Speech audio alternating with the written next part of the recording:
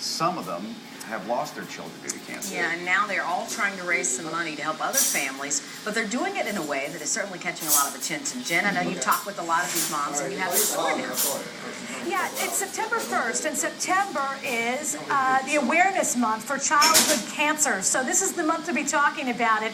These are 46 moms, and some of the things they're telling us is that some of the treatments that are being used on children with a variety of cancers are something like 20 years old. Prostate cancer, breast cancer, ovarian cancer, they get a lot of attention from a lot of different groups. So what are these 46 area moms going to do about it? Well, they're going to go to Los Angeles, and they're going to shave their heads.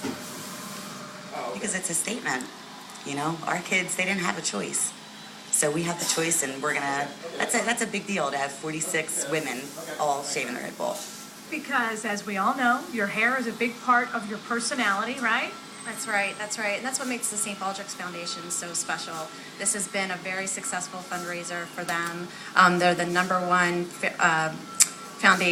private foundation outside the U.S. government funding grants specifically for childhood cancers, and that's what makes it dear to our hearts. We know that awareness leads to funding, which leads to cures, and that's what's dear to our hearts is the cures that are so desperately needed. And you look at the website, and the kids are at the beach. They're having birthday parties. They're doing all the things that every other kid is doing. I think that's a really important part of the message is that these could be anyone's children.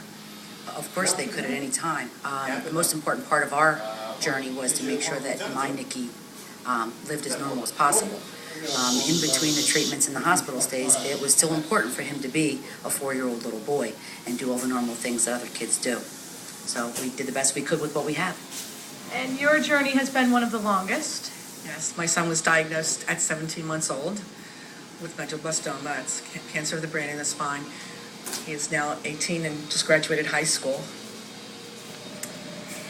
Now, I want to show you some of the children that are on this website. All of their moms are going to be going to LA, and I want to let you know that while everyone is really thrilled for Norma, that her son is a survivor, those other 3 moms have had to bury their children. So here's what's going to happen. They've been raising money. There's a big fashion show in Allentown this Saturday. And then on Tuesday morning, 46 moms are headed out to Los Angeles. And what they're going to do when they get there, they're going to throw their luggage to the side. They're going to the Hollywood and Highland Complex, the Kodak Theater where the Oscars are, where American Idol tryouts are held. And they're going to shave their heads out in the middle of everything. That St Baldricks group that we were talking about, they're going to videotape all of it. And then a week from this Friday, September 10th, they're going to have that Stand Up for Cancer telethon like they did last year on all the networks. And the moms are going to be there. But again, when they started telling me about all the funding they wish they had, apparently there's $5 million in federal money that has been signed off on but hasn't been utilized for research. It will just rip a hole in your heart. And a lot of these moms say, you know, the first time they had to go to Children's Hospital or St. Christopher's, they said they looked at other kids and they said, man, I'm glad I'm not in that situation.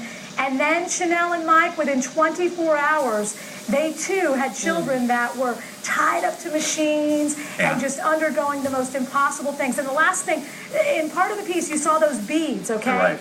The little girl, basically what some of the little children do is every time they have a pinprick or procedure, they put another bead on that rope. All of those beads, that little girl was fighting cancer for just 10 months. Wow. So they say awareness is key because, and they're happy for Susan B. Komen. They say, you know, that's awesome for breast cancer, and they're probably going to find a cure there. They're disappointed that there are so many childhood cancers and that the groups aren't together enough. This was really eye-opening. I have to tell you, I'm talking to other moms and everybody in the newsroom. Everybody's getting teary. When you look at these pictures, it really hits home. So everybody's thinking, well, how can we help? You know, if we can't shave our heads, what can we do? Money. Just give them money. The website is frankiesfight.org. Frankie, F-R-I-N-K-I-E-S, fight.org. And I told them, I said, you know, I got little Brody Frederick at home, and I am thankful every time I can take the elevator up to the allergy floor and I don't have to stop at the oncology floor. And that's when we started talking about the fact that, yeah, you know, they went in, they might have had a procedure, and then their kid is then taken to the 6th floor, which is the, you know, the 5th floor, the oncology floor. What am I doing here? My kid doesn't have cancer.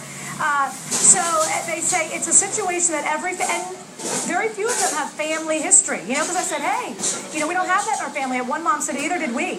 So it's just heartbreaking. And guess what? We can all do something about it. We can raise awareness, we can talk about it, and give money if we have it. Okay. Jen, thank you for that. We have to take a break.